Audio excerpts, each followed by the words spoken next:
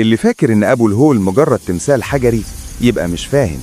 جواه في سر غامض محبوس من آلاف السنين، سر لو اتفتح هيصحى كابوس هيغير وجه الأرض للأبد. أبو الهول مش مجرد تمثال زي ما الناس فاكرة. أجهزة المسح الحديثة كشفت عن وجود ممرات وتجويفات ضخمة تحت جسمه. في علماء قالوا دي مجرد شقوق طبيعية، لكن في علماء تانيين أكدوا إنها متصممة بإيد بشر وبشكل هندسي غريب. والأسطورة بتحكي الممرات دي مش بتؤدي المخازن ولا حجرات، الممرات دي باب لعالم مظلم، عالم اللي بيدخله ما بيرجعش أبداً. في راس أبو الهول في فتحة صغيرة النهاردة متقفلة بغطا معدني، لكن المخطوطات القديمة بتحكي حاجة أفظع.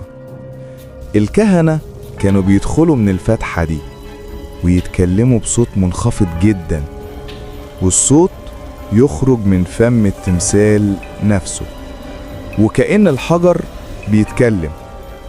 تخيل آلاف الناس واقفين قدامه يسمعوا أوامر وأصوات طالعة من صخرة صامتة، صخرة الكل كان فاكرها ميتة لكنها كانت عايشة وبتنطق.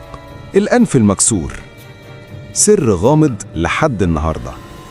ناس بتقول نابليون هو اللي ضربه بالمدافع، لكن المصادر الأقدم أثبتت إن الأنف كان مكسور قبل نابليون بقرون.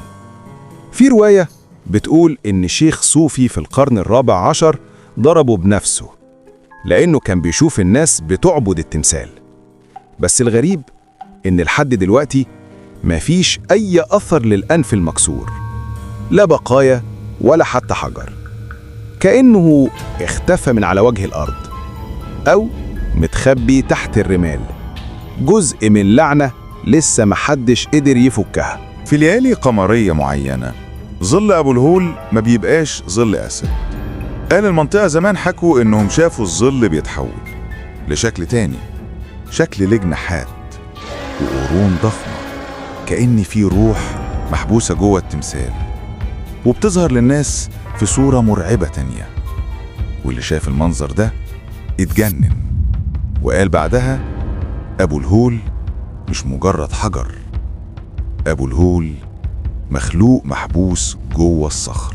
العلماء اكتشفوا إن المياه الجوفية حوالين أبو الهول بتاكل الحجر من الداخل، يعني من بره واقف وصامد لكن من جوه بيتفتت ببطء. بعض المتخصصين